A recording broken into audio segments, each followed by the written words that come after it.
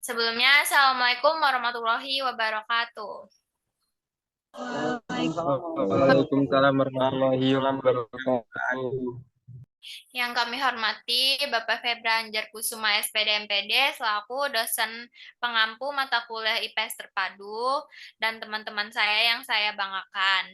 Sebelumnya izin memperkenalkan diri, saya Zahra Melani Putri Dania dengan NPM 22130320001. Di sini saya sebagai moderator kelompok 2 yang akan memandu jalannya presentasi pada siang kali ini.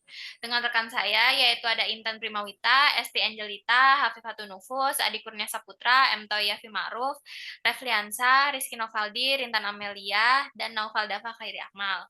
Di sini kami akan mempresentasikan hasil kerja kami yaitu laporan hasil observasi di SMP Negeri 19 Pesawaran dengan mengangkat tema yaitu perubahan masyarakat Indonesia pada masa penjajahan dan tumbuhnya semangat kebangsaan.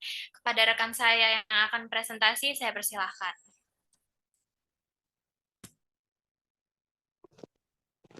Baik, terima kasih kepada moderator.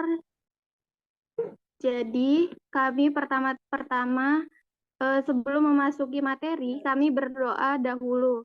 Setelah berdoa, kemudian perkenalan dengan siswa mengabsen setiap siswa yang hadir dan tidak hadir. Berikut videonya. Dan mulai memasuki materi, kami mengajarkan tentang kedatangan bangsa Barat ke Indonesia. Kami juga menggunakan metode ceramah.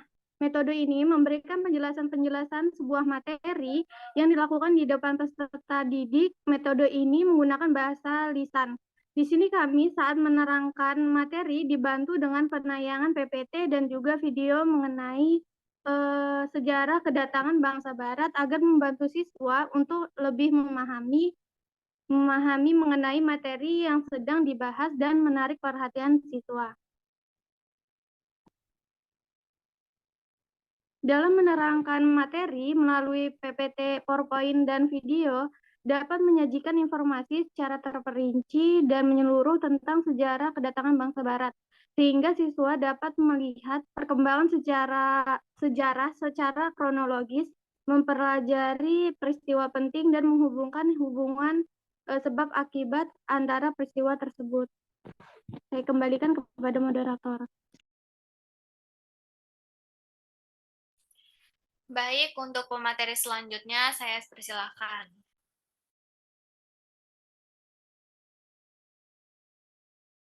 Ya, terima kasih moderator. Di sini saya akan melanjutkan materi presentasi yang kita lakukan. Setelah memaparkan materi dengan menerapkan metode based learning, kami menggunakan media kotak ilmu yang di dalamnya terdapat pertanyaan atau soal yang dimana dibentuk 4 kelompok dari 34 siswa. Dengan menggunakan media kotak ilmu yang berisi pertanyaan atau soal dapat menjadi cara yang interaktif dan partisipasi dalam mengajar siswa. Berikut cuplikan video saat melakukan metode based learning dengan menggunakan media kotak ilmu, memberikan kesempatan pembelajaran kepada siswa untuk terlibat aktif, memecahkan masalah, dan berinteraksi dengan teman sekelas. Hal ini dapat meningkatkan keterlibatan siswa dan memperkuat pemahaman mereka tentang materi yang diajarkan. Selanjutnya, kami mengarahkan satu siswa untuk mengambil pertanyaan di kotak ilmu, lalu membacakan pertanyaan. Hal ini bertujuan yaitu agar siswa yang membacakan soal kuis tersebut melatih rasa percaya diri siswa. Melalui kuis tersebut diharapkan dapat melatih sikap kompetitif siswa. Berikut cuplikan videonya, kita lihat. Bisa kita lihat setiap kelompok berdiskusi untuk mencari pertanyaan yang ada di dalam kotak ilmu. Dengan menggunakan strategi pembelajaran, yaitu diskusi kelompok, strategi ini melibatkan siswa dalam diskusi kelompok kecil untuk memecahkan masalah. Setelah siswa mendapatkan pertanyaan atau soal dari kotak ilmu, mereka dapat memulai diskusi dalam kelompok untuk mencari jawaban yang tepat. Bisa kita lihat mereka sedang berdiskusi untuk mencari jawaban dari pertanyaan kotak ilmu. Kotak ilmu juga mendorong siswa untuk saling berbagi pengetahuan dan ide-ide mereka. Diskusi kelompok dapat membantu siswa untuk belajar berkomunikasi, berkolaborasi, dan mempertimbangkan perspektif orang lain. Kami juga menggunakan model pembelajaran kooperatif, di mana siswa bekerja secara aktif dalam kelompok untuk mencapai tujuan bersama.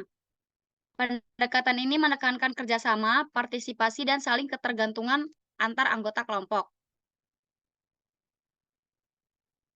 Apabila kelompok awal menghadapi kesulitan dalam menemukan jawaban yang tepat, mereka dapat meminta bantuan atau berbagi pertanyaan mereka kepada kelompok lain. Bisa kita lihat videonya?